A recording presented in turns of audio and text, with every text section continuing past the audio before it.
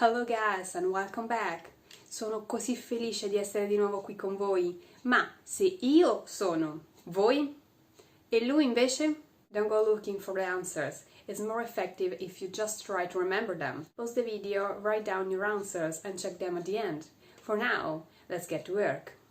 If you're planning to come to Italy, the first word you'll hear will be a greeting. So in this video we'll talk about how to greet in Italian. The most widely used greeting is ciao. This word has been adopted in many countries thanks to the immigration of a lot of Italians.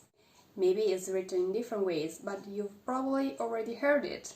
This is an informal greeting, used with people you know when you meet or leave. Your partner, parents or relatives, a friend, a colleague, a neighbor or an acquaintance. Every person you know, even just a little, and have an informal relationship with.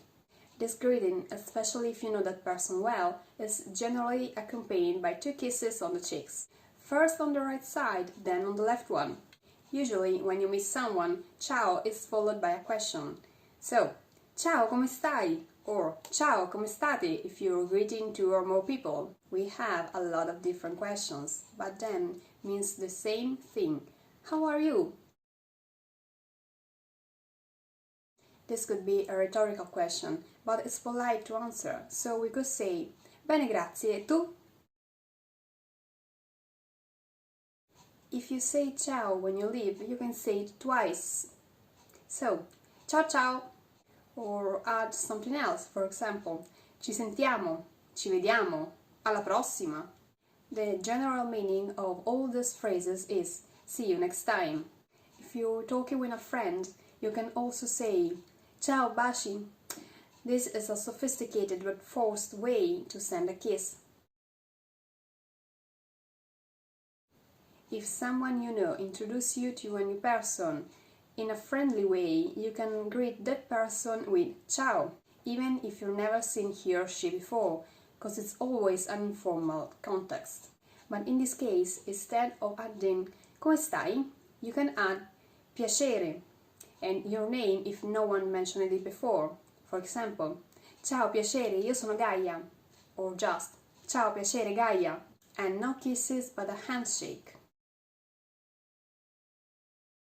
Ciao is used regardless of the time of the day, but if you have a more formal relationship with the person you want to greet, you can't say ciao, and in this case you must adjust your greeting with the time of the day. Buongiorno if it's morning until lunchtime. Buon pomeriggio from lunchtime to more or less 6 in the afternoon. And buonasera from 6 p.m. onwards. Buon pomeriggio is not so used actually, so you can use buonasera from after lunchtime onwards. And remember, in a formal situation, no kisses and don't touch the other person, just a handshake. You can use buongiorno, buon pomeriggio and buonasera when you meet someone, but not when you leave. In this case, you must use arrivederci. The time of the day is indifferent. When you leave and want to wish someone a good day, you can say Buona giornata in the morning or Buona serata in the afternoon or in the evening. Sometimes we use these 2 formal greetings together as a single greeting. So, arrivederci buona giornata or arrivederci buona serata. Then we have buonanotte. Buonanotte is an informal greeting used to wish someone a good night, and we use it when we leave in the evening or at night. Let's go on and talk about another formal, polite, but a bit impersonal greeting. You can use it instead of buongiorno and its friends, because it doesn't depend on the time of the day, and it's salve. Do you meet a neighbor you never talked with? Salve. You have to greet the person you will have an interview with? Salve. And now a good one. Addio. This is a very heartfelt and also a bit dramatic greeting, because it's used when a person is leaving forever. This word is not so used anymore, because if you move to the other side of the world, it's no more a goodbye, it's a see you on Skype. Okay, let's move on to the next 2 words. Benvenuto and bentornato. Benvenuto is used when a person entering a place for the first time. For example, in a restaurant, the waiter will say Benvenuto. When you become a regular customer, the waiter will say Bentornato.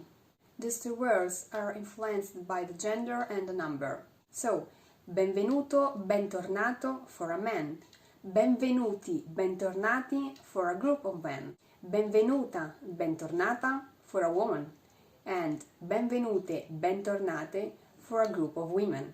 For a couple or a group with men and women, we use the male version, so Benvenuti Bentornati. Okay, how do we answer the phone? Pronto? Or even Pronto chi parla? Or Pronto chi è? Sì, pronto? If you search pronto in the dictionary, the result will be ready, prepared, but it's not the real translation in this case. Pronto is just a word we use to ask who is at the other end of the line. If we speak at the intercom, the question is very similar. Sì? Or sì chi è? Sì means yes, but in this case means who is outside my door? That's it for today. Hope this video has been helpful, but I know very well that Italian is a language full of nuances, and it's impossible to study everything. So the best way to internalize everyday life phrases, especially if you don't have anyone to practice with, is through movies and TV series. At the beginning, I recommend you to start with movies and programs created for kids, with English subtitles, and after a few days, you can switch on to Italian subtitles. Choose your favorite one and enjoy your return to the past. If you like this video, give it a thumbs up, don't forget to subscribe and ciao! Ci vediamo nel prossimo video!